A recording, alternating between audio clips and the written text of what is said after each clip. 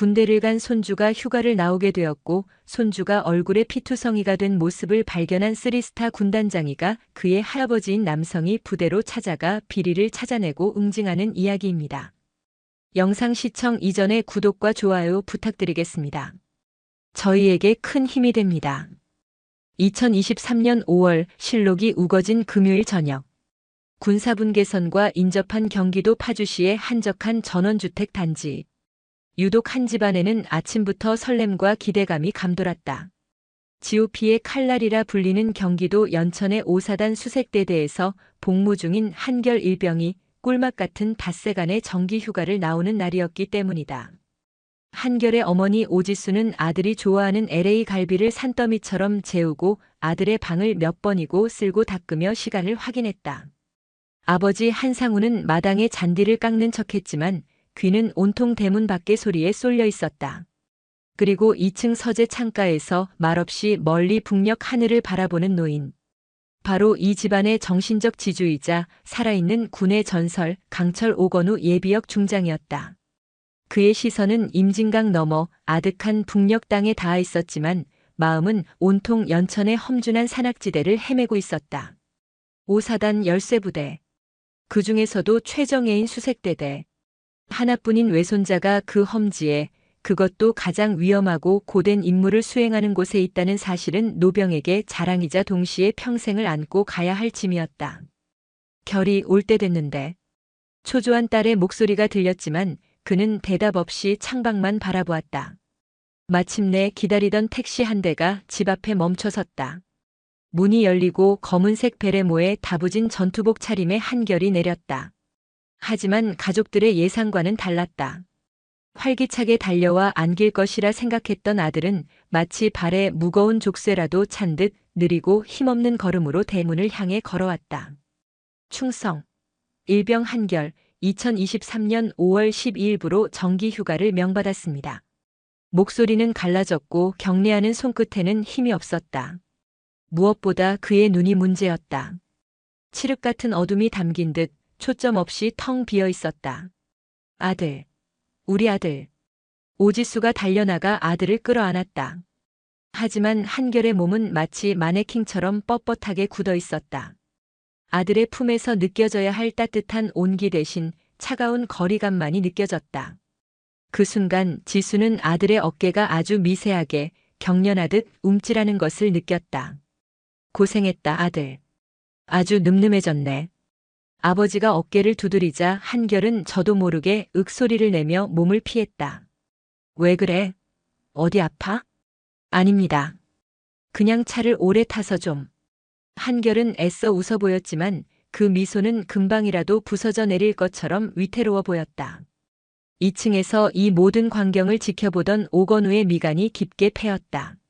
저것은 훈련의 고됨이나 군 생활의 피로에서 오는 반응이 아니었다. 그의 날카로운 눈은 오랜 야전 경험과 특수부대를 지휘했던 경험을 통해 다져진 본능은 손자의 모습에서 극심한 외상 후 스트레스 장애 PTSD의 전형적인 징후들을 읽어내고 있었다. 통제된 감정, 과도한 경계심 그리고 타인과의 접촉 회피. 저녁 식사 시간은 고문과도 같았다. 가족들은 애써 밝은 분위기를 만들려 했지만 한결은 거의 아무것도 먹지 못했다. 수저를 드는 손은 미세하게 떨렸고 누군가 갑자기 말을 걸면 화들짝 놀라 어깨를 떨었다. 그날 밤 오건우는 잠을 이룰 수 없었다. 새벽 2시쯤 아래층에서 희미한 흐느낌 소리가 들려왔다. 그는 조용히 서재를 나와 아래층 거실로 내려갔다. 한결이 소파에 웅크린 채 소리 죽여 울고 있었다. 온몸을 부들부들 떨며 악몽에 시달리는 어린아이처럼. 오건우는 불을 켜지 않았다. 그는 조용히 손자의 옆에 앉았다. 인기척을 느낀 한결이 화들짝 놀라 몸을 일으켰다. 어둠 속에서 할아버지의 실루엣을 확인한 그의 눈동자가 공포로 흔들렸다. 악몽을 꾸는 게냐? 아닙니다. 그냥 잠이 안 와서. 수색대대는 훈련이 고되지. 몸도 마음도 지칠 게야. 오건우는 다그치지 않았다. 그저 낮은 목소리로 아득한 예시이야기를 하듯 말을 이었다. 내가 특전사에 있을 때 가장 힘든 훈련이 뭔지 아나? 포로로 잡혔을 때를 대비한 고문 저항 훈련이었지. 며칠씩 잠을 안 재우고 때리고 모욕을 주지. 육체의 고통보다 더 힘든 건 인간으로서의 존엄성이 무너져 내리는 느낌이야. 내가 더 이상 내가 아닌 것 같은 기분. 그의 목소리가 한결에 굳게 닫힌 마음의 문을 조심스럽게 두드렸다. 결아. 내가 지금 느끼는 그 감정, 그 고통. 결코 너의 잘못이 아니다.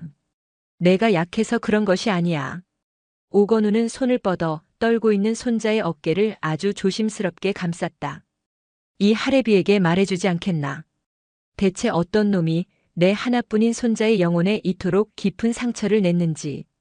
그 순간 한결의 내면에서 무언가 툭 하고 끊어졌다.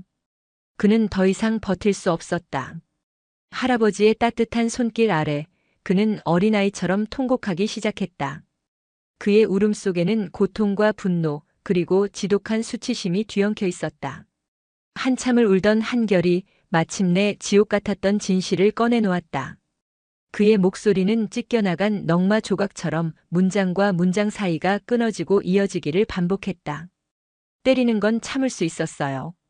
매일 밤 생활관 뒤 창고로 끌고 가서 때리는 건 정말 참을 수 있었어요. 그런데 강태환 병장이 그 사람이. 한결은 차마 말을 잇지 못하고 입술을 깨물었다. 그놈이 뭘 어쨌느냐. 오건우의 목소리는 강철처럼 차가워졌다. 저를 만졌어요, 할아버지. 한결의 입에서 나온 말은 오건우의 심장에 비수처럼 날아와 박혔다. 처음에는 장난처럼 시작했어요. 그러다 점점 심해졌어요. 다른 선임들이랑 같이 자기들끼리 웃으면서 제 몸을 물건처럼. 반항하면 다음날 구타가 더 심해졌어요. 너 하나 때문에 우리가 얼마나 피곤해지는지 아냐면서 다른 선임들도 아무도 도와주지 않았어요. 그냥 못 본 척했어요. 진실은 상상했던 것보다 훨씬 더 끔찍하고 추악했다. 그것은 단순한 폭력 사건이 아니었다. 한 인간의 존엄성을 철저히 유린하고 파괴한 영혼의 살인이었다. 오건우의 얼굴에서 모든 감정이 사라졌다. 그는 분노하지도 슬퍼하지도 않았다. 그의 내면에서는 지각 변동과도 같은 거대한 분노가 들끓었지만 겉으로는 얼음장처럼 차갑고 고요해졌다. 이것은 감정으로 대처할 일이 아니었다. 이것은 전쟁이었다. 그는 조용히 손자를 끌어안았다. 됐다. 이제 아무 말도 하지 마라. 그의 목소리는 낮았지만 그 안에 담긴 결의는 천둥과도 같았다. 이제부터는 이 할애비가 나설 차례다. 그는 손자를 방으로 데려가 눕혔다. 그리고 자신의 서재로 돌아왔다. 그는 벽에 걸린 먼지 쌓인 액자를 조용히 내려다보았다. 특전사 시절 검은 베레모를 쓴 젊은 오건우가 안 되면 되게 하라는 부대원 앞에서 늠름하게 서 있는 흑백 사진이었다. 그는 조용히 굳게 닫혀있던 장롱문을 열었다. 그 안에는 한치의 흐트러짐도 없이 완벽하게 보관된 그의 삼성 장군 정복이 걸려 있었다. 어깨에 별 3개가 어둠 속에서도 서늘하게 빛나고 있었다. 그의 눈빛이 변했다. 평화로운 은퇴 생활에 익숙해졌던 노인의 눈빛은 사라지고 적의 심장부를 향해 낙하하는 특전사 대원의 눈빛으로 전 부대를 호령하던 군단장의 눈빛으로 되돌아가고 있었다. 그날 밤 파주의 한 전원주택에서 대한민국군 전체를 뒤흔들 거대한 폭풍이 조용히 잉태되고 있었다. 다음 날 아침 집안의 공기는 납처럼 무거웠다. 밤새 아들의 울음소리를 들었던 오지수는 뜬 눈으로 밤을 새웠다. 그녀는 남편에게 사실을 알려야 할지 아버지에게 어떻게 해야 할지 몰라 혼란스러워했다. 아침 식사 시간 오건우는 딸과 사위를 자신의 서재로 불렀다. 그리고 지난밤 한결에게 들었던 끔찍한 사실을 단 한치의 감정 동요 없이 마치 작전 상황을 브리핑하듯 전달했다. 상황은 이상이다. 구타를 동반한 상습적이고 조직적인 성추행 사건이다. 가해자 그룹의 주범은 병장 강태환. 다수의 방관 및 동조자가 있는 것으로 추정된다. 오지수는 말을 잇지 못하고 주저앉아 오열했다. 내 아들에게. 그녀의 가슴은 갈기갈기 찢어지는 듯 했다. 아버지 한상우는 치솟는 분노에 온몸을 부들부들 떨었다. 그게만도 못한 새끼들 내가 가서 진정해라. 오건우의 차가운 한마디가 두 사람의 감정적인 반응을 제지했다. 지금 우리에게 필요한 건 눈물이나 분노가 아니다. 철저한 계획과 신속한 행동이다. 우리는 피해자의 가족으로 저들을 대하는 게 아니야. 가해자들을 사냥하는 사냥꾼이 되어야 한다. 아버지 신고해야죠. 헌병대에. 아니다. 오건우는 단호했다. 이런 종류의 사건은 부대 자체에 신고하는 순간 진실이 은폐되거나 축소될 가능성이 매우 높다. 부대의 명예라는 허울 좋은 명분 아래 가해자가 아닌 피해자에게 모든 짐을 지우려 들겠지. 증거는 인멸되고 관련자들은 입을 맞출 거다. 성추행 사건은 처음부터 뿌리를 뽑지 않으면 증명하기가 가장 어려운 범죄다.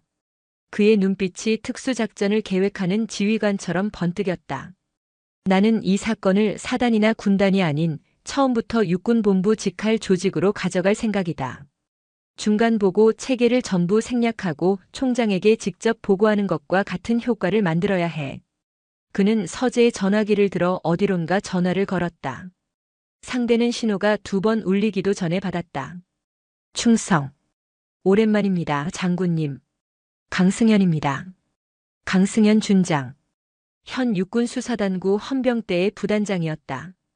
과거 오건우가 사단장으로 있을 때 그의 밑에서 헌병대장으로 근무했던 인연이 있었다.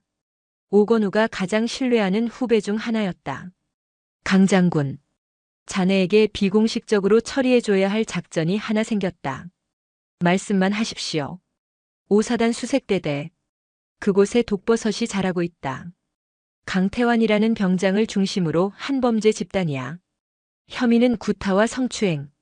내가 내일 직접 연천으로 갈 테니 자네는 수사단에서 가장 예리한 칼잡이들로 특별수사팀을 비밀리에 꾸려대기 시켜. 내 신호가 떨어지면 즉시 목표들을 확보한다. 작전의 핵심은 보안과 속도다. 그들이 눈치채기 전에 모든 것을 끝내야 한다. 알겠습니다, 장군님. 즉시 준비하겠습니다. 전화를 끄는 오건우는 다시 다른 번호를 눌렀다. 그의 옛 비서실장이자 지금은 국방 관련 연구소에서 일하는 차철호 대령이었다. 차 대령. 내일 아침 연천으로 가야겠다. 준비해주게. 모든 지시는 10분 안에 끝났다. 그의 머릿속에는 이미 모든 작전 계획이 수립되어 있었다. 1단계 현장 침투 및 지휘관 대면. 2단계 육군수사단 투입 및 핵심 가해자 격리. 3단계 증거 확보 및 관련자 신문. 오지수는 불안한 눈으로 아버지를 바라봤다. 아버지 결의는 어떡하죠? 결의가 저 상태로 다시 부대에 들어가면. 결의는 오늘 국군 수도병원에 입원시킬 거다. 내가 주치의에게 직접 연락해 놓았다. 공식적인 병명은 훈련 중 입은 무릎 인대 부상으로 할 게다. 아무도 의심하지 못하도록. 결의는 완벽하게 안전한 곳에서 우리가 저 짐승들을 모두 잡아들일 때까지 보호받을 거다. 그의 계획에는 한치의 빈틈도 없었다. 그는 슬픔에 잠긴 아비나 할아버지가 아니었다. 그는 적진 한가운데 고립된 아군을 구출하기 위해 가장 효율적이고 무자비한 작전을 설계하는 지휘관이었다. 그는 자신의 서재로 돌아와 삼성 장군 정복을 꺼내 군용 더블백에 조심스럽게 넣었다. 그리고 그 옆에 빛바랜 액자 하나를 함께 넣었다.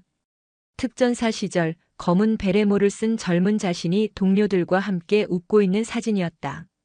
사진 뒤에는 그들의 맹세가 적혀 있었다. 우리는 전우를 버리지 않는다. 살아서도 죽어서도. 그 맹세는 수십 년의 세월을 뛰어넘어 이제 그의 마지막 임무가 되어 그의 심장을 다시 뛰게 하고 있었다. 다음 날 아침 동이 트기도 전 오건우를 태운 검은색 차량이 파주를 떠나 연천으로 향했다. 차 안의 공기는 무겁게 가라앉아 있었다. 오건우는 창밖으로 스쳐 지나가는 풍경을 보며 눈을 감았다. 머릿속에서는 수백 가지의 시뮬레이션이 돌아가고 있었다. 상대의 반응, 예상되는 저항, 그리고 최악의 경우까지. 연천 5사단 사령부 정문에 도착했을 때 그는 차를 세우게 했다. 그리고 뒷좌석에서 완벽하게 각이 잡힌 삼성 장군 정복으로 갈아입었다. 옷을 입는 그의 모습은 마치 전투를 앞두고 갑옷을 입는 늙은 장수와도 같았다. 사단장실로 바로 간다. 그의 명령에 차량은 위병소의 제지를 뚫고 사단 본부 건물 앞에 멈춰섰다. 갑작스러운 삼성 장군의 등장에 사단 전체가 발칵 뒤집혔다. 사단장실. 오사단장 서진철 소장은 보고를 받고 뛰어나오다 자신의 눈앞에 서 있는 오건우의 모습을 보고 그대로 굳어버렸다. 오건우는 그의 군 생활 내내 가장 존경하고 두려워했던 상관이었다. 충성. 장군님, 어인일로 여기까지. 앉아라, 서장군. 오건우는 사단장실을 제 집처럼 가로질러 사단장의 의자가 아닌 맞은편 소파에 앉았다. 서진철 소장은 부하처럼 그의 앞에 섰다. 내가 오늘 자네를 찾아온 이유는 칭찬을 하기 위함이 아니다. 오건우의 목소리는 얼음장처럼 차가웠다. 자네가 지휘하는 5사단 수색대대. 자네 사단의 자부심이자 열쇠인 그 부대가 안에서부터 썩어 문드러지고 있다. 그 안에 군인이 아니라 짐승이 살고 있어. 서진철 소장의 얼굴이 하얗게 질렸다. 무슨 말씀이신지. 병장 강태환. 그 이름을 기억해둬라. 그놈은 포식자다. 부하들을 상대로 구타와 성추행을 일삼는 군복 입은 범죄자야. 그리고 그놈에게는 동조하거나 침묵으로 방조하는 다수의 공범이 있다. 오건우는 서진철 소장에게 반박할 기회를 주지 않았다. 나는 지금 자네에게 수사를 요청하러 온 것이 아니다. 통보하러 온 것이다. 지금 이 시간부로 이 사건은 사단 헌병대가 아닌 육군수사단 직할 특별수사팀이 맡는다. 그들은 이미 자네 사단 위병소 밖에서 대기 중이야. 서진철 소장은 경악했다. 사단장의 지휘 계통을 완전히 무시하고 육군본부 직할 조직이 직접 들어온다는 것은 사단장인 자신을 잠재적인 수사 방해 요인 혹은 무능한 지휘관으로 간주한다는 의미였다. 그것은 엄청난 모욕이었다. 장군님, 아무리 그래도 절차라는 것이. 절차? 오건우의 눈이 번뜩였다. 내 손주가 그 지옥 속에서 인간으로서의 존엄을 유린당할 때 자네의 그 잘난 절차는 어디서 뭘 하고 있었나? 부대의 명예? 썩어 빠진 상처를 그대로 둔 채 겉만 번지르르하게 포장하는 게 명예인가? 진짜 명예는 그 상처를 도려내는 고통을 감수하는 것이다. 서진철 소장은 아무 말도 할 수 없었다. 자네에게는 선택권이 없다. 지금부터 내 작전에 협조하거나 아니면 이 사건의 책임자로서 수사 대상이 되거나. 선택은 자네 몫이야. 결국 서진철 소장은 고개를 숙였다. 명령 따르겠습니다. 오건우의 신호에 따라 사복 차림의 육군수사단 특별수사팀 요원들이 사단장실로 들어왔다. 그들의 움직임은 소리 없고 신속했다. 지금부터 수색대대로 간다. 하지만 막사를 덮치진 않아. 수사팀장을 향해 오건우가 말했다. 오늘 오전 수색대대에는 특수장비 점검 훈련이 예정되어 있을 거다. 강태환 병장, 백승규 상병 내가 명단을 주지. 그놈들을 포함한 핵심 용의자 5명을 장비 점검 시연을 핑계로 한 명씩 다른 시간 다른 장소로 불러내라. 그리고 그 자리에서 바로 연행한다. 서로가 연행되는 사실조차 모르게 완벽하게 고립시켜야 해. 저항은 없을 거다. 사단장의 명령으로 위장할 테니. 그것은 마치 적의 지휘부를 한 명씩 조용히 암살하는 특수작전과도 같았다. 요란한 압수수색이나 막사급습이 아니었다. 소문이 퍼지고 용의자들이 입을 맞출 시간을 단 1초도 주지 않겠다는 오건우의 치밀한 계산이었다.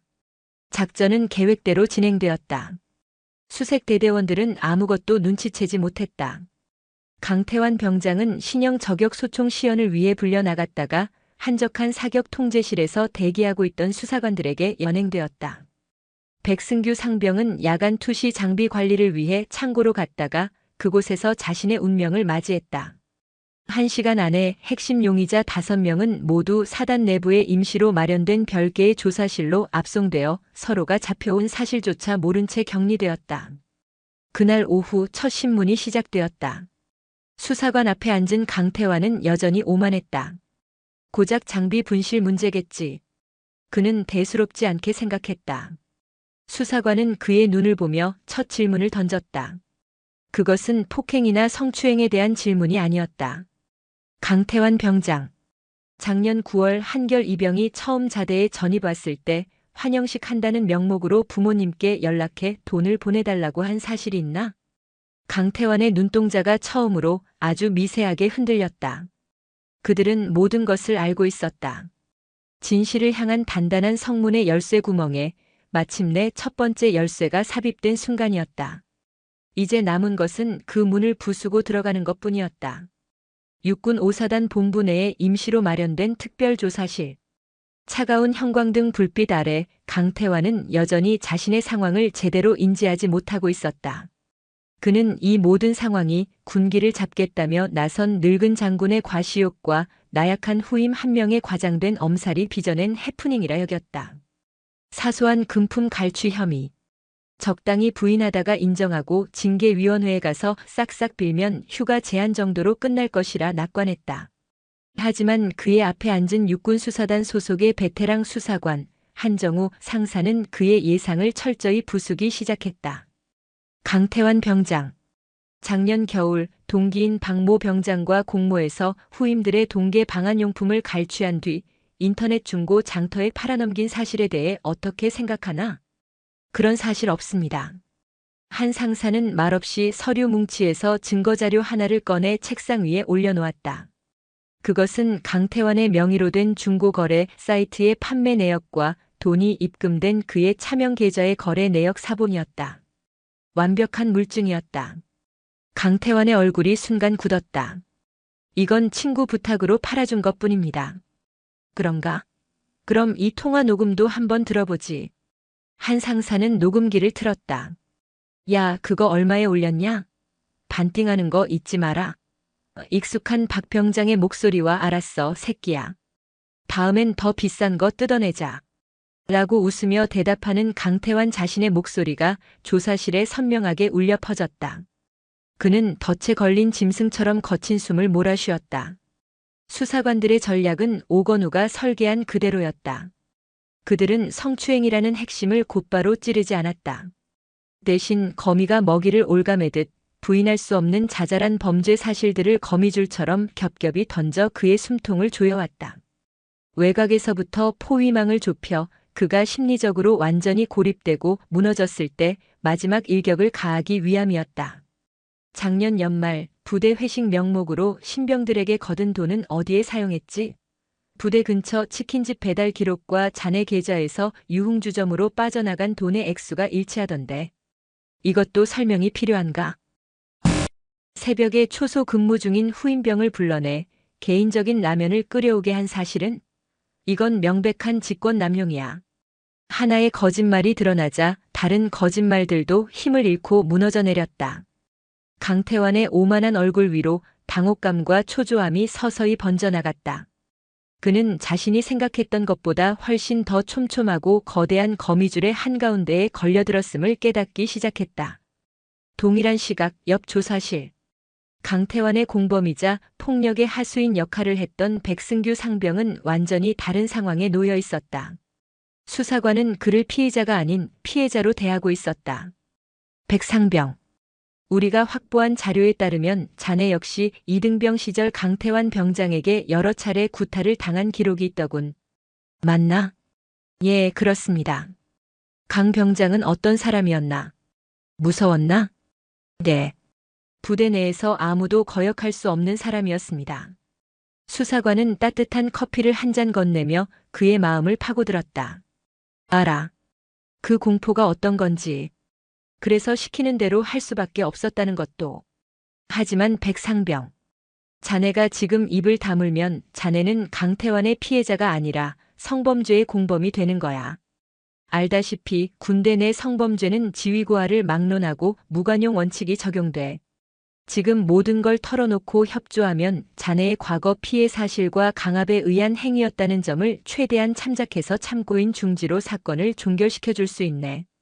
하지만 끝까지 부인하면 우리는 자네 강태환과 똑같은 놈으로 기소할 수밖에 없어. 선택지는 명확했다.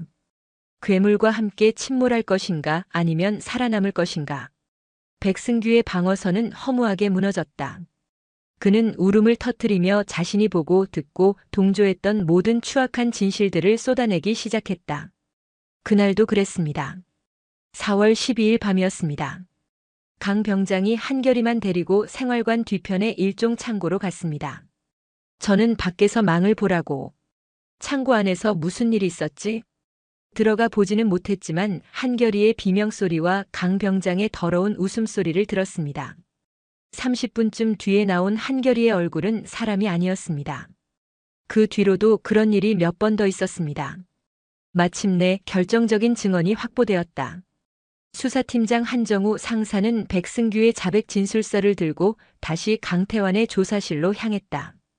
그는 완전히 지쳐 녹초가 된 강태환의 앞에 진술서를 던져놓았다. 이제 잡담은 그만하지 강 병장. 한 상사의 목소리는 아까와는 비교도 할 수 없을 만큼 차갑고 날카로웠다. 돈 얘기, 구타 얘기는 전체 요리에 불과했어. 이제부터 메인 요리를 시작해볼까? 4월 12일 밤 11시 일종 창고. 내가 한결이에게 무슨 짓을 했는지 내 입으로 직접 말해봐. 내 충실한 부하 백승규 상병이 아주 상세하게 다 진술했더구나. 그 순간 강태환의 세상이 무너져 내렸다.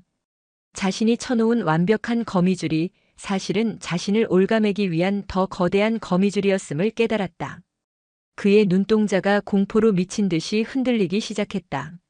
모든 것이 끝이었다. 경기도 성남 국군수도병원. 한결은 창밖만 하염없이 바라보고 있었다. 무릎 인대 부상이라는 공식적인 병명 아래 그는 부대라는 지옥에서 벗어나 안전한 병실에 격리되어 있었다. 하지만 몸은 편해졌을지 몰라도 그의 영혼은 여전히 차가운 창고 안에 갇혀 있었다. 밤마다 악몽이 찾아왔다. 강태환의 더러운 웃음소리, 자신을 향해 낄낄거리던 다른 선임들의 눈빛, 그리고 아무것도 하지 못한 채 무력하게 떨고만 있던 자신의 모습이 반복해서 재생되었다. 잠에서 깨면 온몸이 식은땀으로 흠뻑 젖어 있었다. 어머니 오지수는 매일같이 아들을 찾아왔다. 맛있는 음식을 해다 바치고 아들의 손을 잡으려 애썼다. 하지만 한결은 어머니의 손길이 닿을 때마다 마치 전기에 감전된 것처럼 화들짝 놀라며 몸을 피했다. 그에게 타인의 손길은 이제 따뜻한 위로가 아닌 공포스러운 침입일 뿐이었다. 결아 엄마야. 괜찮아. 아들의 거부에 지수의 가슴은 미어졌다. 눈에 보이는 상처는 시간이 지나면 아물겠지만 아들의 영혼 깊숙이 새겨진 이 보이지 않는 상처는 과연 언제쯤 아물 수 있을까? 그녀는 아들을 위해 아무것도 해줄 수 없다는 무력감에 병실 밖 복도에서 남몰래 눈물을 훔치는 날이 많아졌다. 오건우 역시 손자를 찾아왔다. 하지만 그는 섣불리 손자를 위로하려 들지 않았다. 대신 군 시절부터 인연을 맺어온 군 정신과 분야의 최고 권위자인 백선영 박사와 함께였다. 결아. 인사해라. 백 박사님이시다. 내가 편해질 때까지 그냥 옆에서 말동무가 되어주실 게다. 오건우는 이 상처가 가족의 사랑만으로는 치유될 수 없는 깊은 전문 분야의 영역임을 직감했다. 그가 할 일은 최고의 의사를 찾아 손자의 곁에 데려다 주는 것까지였다. 백 박사는 한결에게 다그치거나 질문하지 않았다.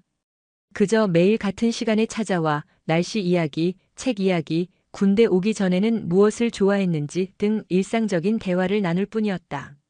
그렇게 며칠이 지난 어느 날 한결이 처음으로 그녀에게 마음속 이야기를 꺼냈다. 제가 더러워진 것 같아요. 더럽다고 생각하는구나. 네. 아무리 씻어도 그날의 느낌이 사라지지 않아요. 제가 잘못한 걸까요? 제가 약해서 이런 일을 당한 걸까요? 백 박사는 부드러운 목소리로 답했다. 결코 아니야, 결아. 폭우가 쏟아질 때 흠뻑 젖는 건 내가 약해서가 아니라 비가 너무 강해서 그런 거란다. 그건 너의 잘못이 아니야. 그건 전적으로 비를 내리게 한 하늘의 잘못이지. 너는 그저 잠시 비를 피하지 못했을 뿐이야. 그녀의 따뜻한 비유에 한결의 눈에서 뜨거운 눈물이 흘러내렸다. 아주 길고 긴 치유의 과정이 시작되는 순간이었다. 한편 강태환의 구속 소식은 그의 가족에게도 전해졌다. 그의 아버지는 작은 중소기업을 운영하는 자수성 가형 사업가였다. 그는 아들이 군대에서 사고를 쳤다는 소식에 처음에는 분노했지만 변호사를 통해 사건의 전말, 특히 성추행 혐의가 포함되었다는 사실을 알게 되자 사태의 심각성을 깨달았다. 그들의 대응 방식은 법이나 권력이 아니었다. 그들이 가장 잘 아는 방식, 바로 돈이었다. 그들은 거물급 변호사를 고용했고 변호사는 즉시 한결의 아버지 한상훈에게 접촉해왔다. 파주의 한 카페에서 만난 변호사는 정중하지만 노련하게 말을 꺼냈다. 아드님 일은 정말 유감스럽게 생각합니다. 강 병장도 지금 깊이 반성하고 있습니다. 아직 젊은 아이들 아닙니까? 혈기에 못 이겨 실수를 한 것 같습니다. 실수요? 내 아들은 지금 병원에서 정신과 치료를 받고 있어. 그런데 그게 실수란 말이오. 한상훈이 분노를 터뜨렸다. 진정하십시오, 아버님. 저희도 그래서 책임을 지려는 겁니다. 저희 의뢰인께서 아드님의 치료비와 정신적 피해 보상금 전액은 물론 앞으로의 미래를 위해 충분한 보상을 해드리고 싶어 합니다. 변호사는 서류 가방에서 합의서와 함께 액수가 적히지 않은 수표책을 꺼내 보였다. 이 사건에서 성추행 부분만이라도 고소를 취하해 주신다면 원하시는 만큼의 성의를 표하겠습니다. 괜히 재판까지 가서 양쪽 다 진흙탕 싸움 할 필요 없지 않겠습니까? 남자애들끼리의 거친 장난이었다. 그 정도로 원만하게. 그것은 가장 교묘하고 악랄한 2차 가해였다. 아들의 짓밟힌 존엄성에 가격표를 붙이고 그 모든 범죄를 남자애들의 거친 장난으로 격화시키려는 시도였다. 한상훈은 치밀어 오르는 모욕감에 테이블을 뒤엎을 뻔했지만 아내와 장인어른의 얼굴을 떠올리며 간신히 참았다. 그는 변호사가 내민 합의서를 집어들고 그 자리에서 갈기갈기 찢어버렸다. 내 아들의 영혼값으로 당신들 더러운 돈을 받을 생각은 추호도 없소. 법정에서 봅시다. 그리고 내 아들에게 남자의 운운하며 그 더러운 입을 한 번만 더 놀리면 그땐 정말 가만 안 있겠소. 한상훈은 자리를 박차고 나왔다. 이 사실은 즉시 오건우에게 보고되었다. 합의 시도. 그것은 오건우의 마지막 남은 인내심마저 끊어버리는 기폭제가 되었다. 그는 이제 가해자 개인뿐 아니라 이 사건을 묵인하고 방조한 군 조직 전체를 상대로 싸움을 확대하기로 결심했다. 가해자 측의 파렴치한 합의 시도는 오사단장 서진철 소장의 귀에도 들어갔다. 오건우 장군으로부터 직접 전해 들은 것이었다. 처음에는 이 사건을 어떻게든 조용히 사단 내부에서 처리하고 싶었던 서진철 소장이었다. 최정예 수색대대에서 벌어진 성추행 스캔들. 그것은 자신의 군 경력에 지울 수 없는 오점이자 오사단 전체의 명예를 실추시키는 일이었기 때문이다. 하지만 가해자 가족이 돈으로 사건을 무마하려 했다는 사실을 알게 된 순간 그의 망설임은 분노로 바뀌었다. 그것은 단순히 피해자 가족을 모욕한 것이 아니었다. 군복의 명예 그리고 열쇠부대의 자존심 자체를 돈으로 사려 한 용납할 수 없는 모독 행위였다. 이것들은 군대를 아주 우습게 보는군. 서진철 소장은 이를 갈았다. 그는 더 이상 이 사건을 개인의 일탈로 덮고 넘어갈 수 없다고 판단했다. 부대의 뿌리까지 썩어 들어간 환부를 고통스럽더라도 완전히 도려내야만 했다. 그의 결심은 즉각적인 행동으로 이어졌다. 당장 수색 대대장과 예하 중대장 전원을 직무에서 해제하고 보직 해임 심의에 회부해. 첫 번째 칼날은 부대 관리와 지휘 감독을 소홀히 한 지휘관들에게 향했다. 대대장 김정수 소령은 자신의 안위만을 걱정하다가 결국 모든 책임을 지고 군복을 벗을 위기에 처했다. 두 번째 조치는 더욱 전격적이었다. 지금부터 사단 감찰, 헌병, 법무 인력으로 구성된 특별지휘 진단팀을 수색대대에 투입한다. 대대 전 병력을 대상으로 1:1 익명 심층 면담을 실시하고 부조리 신고함을 재정비해. 목표는 강태환 일당의 추가 범죄 사실 확보가 아니다. 이 부대에 만연한 침묵의 카르텔을 깨부수는 것이다. 서진철 소장의 명령에 따라 수색대대는 발칵 뒤집혔다. 대대는 사실상 외부에서 파견된 진단팀에 의해 완전히 장악되었다. 병사들은 한 명씩 불려나가 철저한 비밀 보장을 약속받고 자신의 경험을 털어놓기 시작했다. 처음에는 모두가 두려워했다. 우리는 대한민국 1% 수색대대원이다. 부대 내의 일은 우리 안에서 해결한다는 그릇된 자부심과 보복에 대한 공포가 그들의 입을 막고 있었다.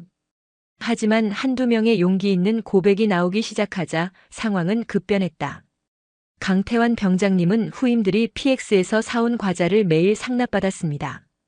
백승규 상병님은 전투력 측정에서 기준 미달인 후임들을 밤마다 생활관 뒤로 불러내 인간 샌드백 취급을 했습니다. 한결이뿐만이 아니었습니다. 몸이 약하거나 성격이 내성적인 후임들은 모두 그들의 장난감 같은 존재였습니다. 면담이 진행될수록 수색대대의 실상은 상상을 초월할 정도로 썩어 있었다. 강태환은 절대적인 포식자였고 그 주변에는 그의 권력에 기생하는 하이에나 같은 무리가 있었다. 그리고 대다수의 병사들은 다음 타겟이 되지 않기 위해 침묵하는 초식동물과 같았다. 최정의 엘리트라는 자부심은 양육강식의 정글을 가리기 위한 허울 좋은 위장에 불과했다.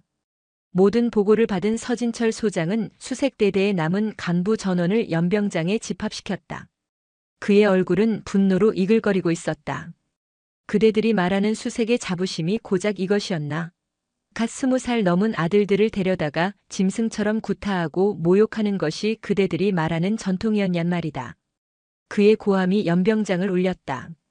적의 목에 칼을 꽂으라고 쥐어준 그 열쇠를 가지고 전우의 심장을 찌른 너희들은 모두 군인으로서의 자격을 상실했다. 이 부대는 오늘부로 죽었다. 너희들이 그 명예를 스스로 땅에 파묻었기 때문이다. 그는 선언했다. 이제부터 우리는 모든 것을 처음부터 다시 시작한다. 썩은 뿌리는 모두 잘라낼 것이고 오염된 땅은 전부 갈아엎을 것이다. 이 과정에 저항하거나 과거의 악습을 옹호하는 자는 그 누구든 내 손으로 직접 군복을 벗겨 불명예를 안겨줄 것이다. 열쇠부대의 자존심은 폭력과 은폐가 아니라 투명한 자기 반성과 뼈를 깎는 혁신에서 다시 태어날 것이다. 내 말 똑똑히 새겨들어라. 수색대대의 그릇된 자부심은 산산조각 났다. 하지만 그것은 끝이 아니었다. 진정한 명예와 자존심을 되찾기 위한 고통스럽고도 위대한 재건의 시작이었다. 그 중심에는 이제 더 이상 망설이지 않는 지휘관 서진철 소장이 서 있었다. 서진철 5사단장의 특별 지휘 진단은 둑을 무너뜨리는 작은 균열이 아니었다. 그것은 거대한 댐을 폭파하는 다이너마이트였다. 철저한 익명 보장과 사단장 직속 진단팀이라는 강력한 보호막 아래 공포에 짓눌려 있던 수색대대 병사들의 입에서 마침내 진실의 급류가 터져 나오기 시작했다. 면담은 충격적인 증언의 연속이었다. 강태환 일당의 범죄는 한결에게만 국한된 것이 아니었다. 그들은 자신들의 마음에 들지 않는 후임병 거의 모두를 상대로 정도의 차이만 있을 뿐 일상적인 폭력과 모욕, 금품 갈취를 자행해왔다. 체력이 약한 동기가 있으면 수색대대에 수치라며 밤마다 생활관 화장실 변기에 머리를 박게 하고 비웃었습니다. 가정 형편이 어려운 후임에게는 너희 집은 이것도 없냐며 인격적으로 모독하고 돈을 뜯어냈습니다. 성적인 농담은 일상이었습니다. 여자친구 사진을 보여달라고 한 뒤 음담 패설을 늘어놓으며 모두가 있는 앞에서 모욕을 주었습니다. 반항하면 그날 밤 그는 특별 과외 대상이 되었습니다. 증언은 꼬리에 꼬리를 물었고 수십 명의 피해자들이 기록한 상처의 역사는 수백 페이지에 달하는 보고서로 만들어졌다. 그것은 한 개인의 일탈 기록이 아닌 최정예 부대라는 이름 아래 자행된 조직적 범죄의 완벽한 증거였다. 보고서를 받아든 서진철 소장은 참담함에 말을 잇지 못했다. 이것은 자신이 도려낼 수 있는 수준의 환부가 아니었다. 이미 온몸에 암이 전이된 것과 같았다. 그는 중대한 결단을 내렸다. 자신의 군 경력에 치명적인 흠이 될지라도 이 진실을 덮을 수는 없었다. 그는 직접 보고서를 들고 계룡대 육군본부로 향했다. 그리고 육군 참모총장에게 직접 모든 사실을 보고하고 이 사건을 사단 차원이 아닌 국방부 조사본부로 이관해 줄 것을 정식으로 건의했다. 자신의 지휘부대에서 벌어진 치부를 스스로 최고 상부에 드러내 보인 것이다. 그것은 지휘관으로서 자신의 무능을 인정하는 행위이자 동시에 진실을 바로 세우겠다는 결연한 의지의 표명이었다. 육군 참모총장은 사태의 심각성을 인지하고 그의 건의를 받아들였다. 즉시 국방부 장관에게 보고가 올라갔고 언론에 공식 발표가 나갔다. 국방부 5사단 수색대대 가혹행위 의혹 관련 국방부 조사본부 특별수사단 구성. 이 발표는 엄청난 사회적 파장을 불러일으켰다. 대한민국 1%라는 자부심의 상징이었던 수색대대에서 그것도 단순 구타가 아닌 성추행을 동반한 조직적 가혹행위가 벌어졌다는 사실에 온 국민이 경악하고 분노했다. 언론은 연일 관련 보도를 쏟아냈고 청와대 국민청원 게시판에는 군대 내 성폭력 근절과 가해자 엄벌을 촉구하는 청원이 수십만 명의 동의를 얻었다. 이제 이 사건은 오건우 개인의 싸움도 오사단 내부의 문제도 아니었다. 대한민국 군 전체의 명예와 신뢰가 걸린 결코 뒤로 물러설 수 없는 싸움이 되었다. 여론이라는 거대한 파도가 진실의 수문을 활짝 열어젖힌 것이다. 파주 자택에서 이 모든 상황을 뉴스로 지켜보던 오건우는 조용히 눈을 감았다. 그의 역할은 여기까지였다. 그가 처음 돌렸던 작은 열쇠는 이제 수많은 사람들의 손을 거쳐 진실이라는 거대한 성문이 빗장을 완전히 풀어버렸다. 이제 남은 것은 법의 이름으로 내려질 서늘한 심판뿐이었다. 그는 한결이가 입원해 있는 국군 수도병원으로 향했다. 손자의 가장 힘든 싸움이 이제 곧 시작될 터였다. 그 싸움에서 자신이 유일하게 해줄 수 있는 것은 그저 곁을 지키는 것뿐이었다. 고등군사법원 대법정. 팽팽한 긴장감 속에서 오사단 수색대대 사건의 재판이 시작되었다. 피고인석에 앉은 강태환과 그의 공범들은 이전의 오만함은 온데간데 없이 사색이 된 얼굴로 고개를 숙이고 있었다. 방청석에는 피고인들의 가족과 한결의 가족, 그리고 수많은 취재진이 침묵 속에서 재판을 지켜보고 있었다. 오건우는 가장 뒷자리에 마치 그림자처럼 조용히 앉아 있었다. 재판의 쟁점은 명확했다. 군 검찰은 강태환 일당의 행위가 단순 가혹행위를 넘어 군 형법상 가장 중한 범죄 중 하나인 군인 등 강제추행에 해당한다고 주장했다. 반면 피고인의 변호인은 폭행 사실의 일부는 인정하지만 성추행 혐의에 대해서는 친밀감의 표시 혹은 장난이었을 뿐 강제성과 추행의 의도는 없었다고 완강히 부인했다. 재판의 향방은 결국 피해자인 한결의 증언에 달리게 되었다. 증인석에 선 한결의 모습은 위태로워 보였다. 수개월간의 정신과 치료에도 불구하고 그의 눈빛은 여전히 불안하게 흔들렸다. 군 검사의 신문이 시작되었다. 증인. 피고인 강태환이 증인을 추행할 당시 명시적으로 거부 의사를 밝혔습니까? 아니요. 못했습니다. 왜 거부하지 못했습니까? 무서웠습니다. 거부하면 그 이후에 돌아올 보복이 너무나 두려웠습니다. 그의 목소리는 거의 들리지 않을 만큼 작았다. 변호인의 반대 신문이 시작되자 상황은 더욱 가혹해졌다. 증인. 증인은 피고인 강태환과 단둘이 있었던 것이 아니라 다른 선임병들도 함께 있는 자리에서 그런 일이 있었다고 진술했습니다. 맞습니까? 네. 그렇다면 이상합니다. 여러 사람이 보는 앞에서 피고인이 어떻게 증인을 강제로 추행할 수 있었을까요? 증인이 조금이라도 저항했다면 다른 누군가가 말렸을 수도 있지 않겠습니까? 증인은 평소 피고인 강태환과 함께 농담도 하고 어깨동무를 하는 등 친하게 지냈다고 다른 증인들이 진술했습니다. 피고인의 행동이 당시에는 장난으로 느껴졌다가 할아버님께서 개입하신 이후 사건이 커지자 뒤늦게 성추행이라고 주장하는 것은 아닙니까? 변호인의 집요한 질문은 모든 책임을 피해자에게 돌리려는 교묘한 덫이었다. 한결의 호흡이 가빠지기 시작했다. 머릿속이 하얘지고 창고 안에 그 끔찍한 기억이 되살아났다. 그의 어깨가 파르르 떨려왔다. 바로 그 순간이었다. 방청석 맨 뒤에 앉아있던 오건우가 조용히 허리를 폈다. 그는 아무 말도 하지 않았다. 그저 무표정한 얼굴로 손자의 눈을 똑바로 응시했다. 그의 눈빛은 말하고 있었다. 일어나라 한결. 너는 내 손자이기 이전에 대한민국 육군 수색대대원이었다. 무너지지 마라. 적의 공격 앞에서 등을 보이지 마라. 너의 상처는 수치가 아니라 저들의 죄를 증명하는 훈장이다. 버텨라. 할아버지의 눈빛이 마치 강철 같은 의지가 되어 한결의 심장에 박혔다. 한결은 가쁜 숨을 몰아쉬며 고개를 들었다. 그의 눈에 다시 초점이 돌아왔다. 그는 변호인을 정면으로 마주 보았다. 장난이라고 하셨습니까? 한결의 목소리는 작았지만 법정 전체를 울릴 만큼 단호했다. 웃고 있었다고 해서 즐거웠던 것이 아닙니다. 저항하지 않았다고 해서 동의한 것이 아닙니다. 그것은 살아남기 위한 제 마지막 발버둥이었습니다. 변호사님은 매일 밤 잠드는 것이 두려워질 정도의 공포를 느껴보신 적 있습니까? 내일 아침 눈을 떴을 때 또 어떤 지옥이 기다리고 있을지 몰라 차라리 이대로 죽고 싶다는 생각을 해보신 적 있습니까? 그의 목소리가 점차 높아졌다. 친밀감의 표시는 상대방이 원할 때 하는 겁니다. 일방적인 만짐과 모욕적인 언사는 그저 폭력일 뿐입니다. 저는 그 폭력 속에서 제 자신을 지키기 위해 웃어야만 했고 침묵해야만 했습니다. 제발 제 상처를 당신들의 말로 더럽히지 말아주십시오. 한결의 절규에 가까운 외침에 법정은 물을 끼얹은 듯 조용해졌다. 변호인은 더 이상 아무 말도 하지 못했다. 피고인석의 강태환은 고개를 숙인 채 어깨를 떨고 있었다. 오건우는 조용히 눈을 감았다.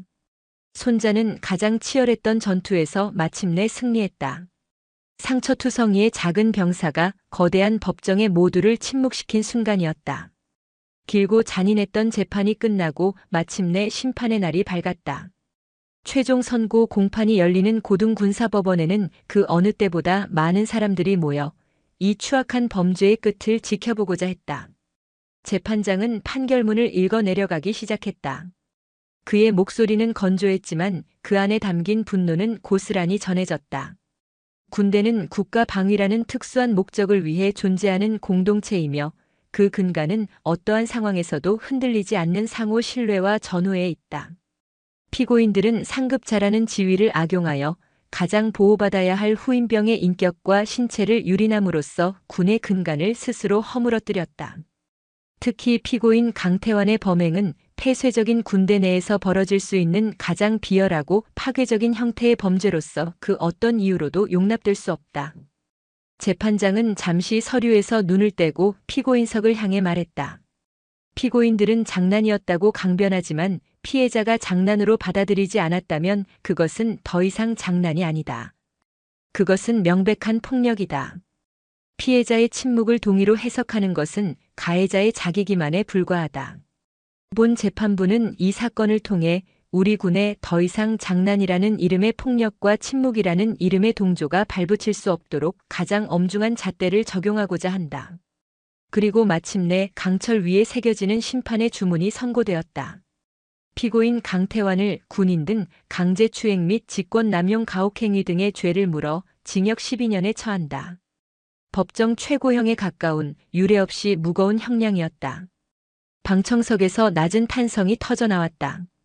피고인 백승규를 징역 5년, 그 외 범행에 가담한 피고인 3명을 각각 징역 3년에 처한다.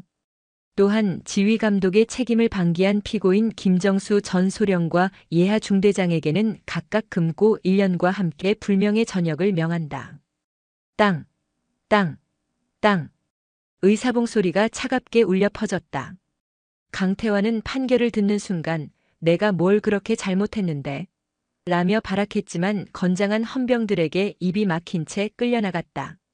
그의 마지막 발악은 자신의 죄를 끝까지 깨닫지 못한 짐승의 울부짖음과도 같았다. 재판이 끝나고 한결의 가족은 서로를 부둥켜 안고 울었다. 기나긴 악몽이 끝났다는 안도감과 그동안 겪었던 고통의 서름이 뒤섞인 눈물이었다. 오건우는 그 모습을 멀리서 지켜보다가 조용히 법정을 빠져나왔다. 그는 어디론가 향하지 않고 법원 앞 텅 빈 벤치에 한참을 앉아 있었다. 하늘은 맑았지만 그의 마음은 여전히 무거웠다. 이겼지만 상처뿐인 승리였다. 한 젊은이의 영혼에 깊은 흉터를 남기고서야 얻어낸 너무나도 비싼 대가를 치른 승리였다. 그때 누군가 그의 옆에 다가와 앉았다. 재판 내내 그의 곁을 지켰던 차철호 대령이었다. 이제 정말 다 끝났습니다, 장군님. 오건우는 말없이 고개를 끄덕였다. 제가 틀렸었습니다. 저는 평생 군인은 강철 같아야 한다고 믿었습니다. 눈물도 약점도 보여서는 안 되는 존재라고 가르쳤습니다. 하지만 강철은 부러지더군요. 너무 강해서 휘어지지 못하고 산산조각 나더군요. 그의 눈가에 평생 단 한 번도 보인 적 없었던 희미한 물기가 어렸다. 내 손주가 나보다 훨씬 더 강한 군인이었습니다. 자신의 부서진 조각들을 끌어모아 가장 아픈 상처를 스스로 드러내 보이는 용기. 그것이야말로 진짜 강함이었습니다. 저는 오늘 그 아이에게서 한 수 배웠습니다. 노병은 자신의 가장 아픈 패배를 인정하고 있었다. 그리고 그 패배를 통해 그는 가장 위대한 진실을 배우고 있었다. 2년 후 2025년 가을. 한결은 심리학을 전공하는 평범한 대학생으로 돌아와 있었다. 그의 얼굴에는 과거의 그늘 대신 잔잔한 미소와 차분한 자신감이 자리 잡고 있었다. 그는 매주 한 번 군 성폭력 피해자들을 위한 민간 상담센터에서 자원봉사를 했다. 그날도 그는 자신과 비슷한 상처를 안고 찾아온 한 젊은 예비역의 이야기를 조용히 들어주고 있었다. 모든 이야기를 들은 후 한결은 자신의 경험을 담담하게 꺼냈다. 많이 힘드시죠? 저도 그랬어요. 세상에 나 혼자만 남겨진 것 같고 내 자신이 너무 더럽고 싫어지는 기분. 하지만 기억해 주세요. 당신은 혼자가 아니에요. 그리고 그건 절대로 당신의 잘못이 아니었어요. 그의 위로는 그 어떤 전문 상담사의 이론보다 더 큰 힘을 가지고 있었다. 그 같은 상처를 겪고 이겨낸 자만이 줄 수 있는 깊은 공감과 치유의 힘이었다. 그는 자신의 상처를 다른 이를 위한 약으로 만들고 있었다. 그 같은 시각, 연천의 5사단 수색대대.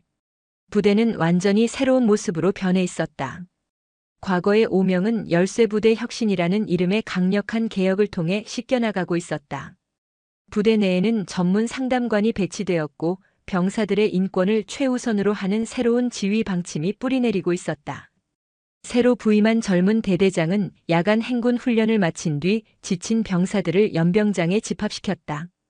고생 많았다. 하지만 훈련은 여기서 끝이 아니다. 지금부터 가장 중요한 훈련을 시작한다. 이름하여 전우의 발 씻어주기 훈련이다. 병사들은 어리둥절했지만 이내 따뜻한 물이 담긴 대야가 준비되었다.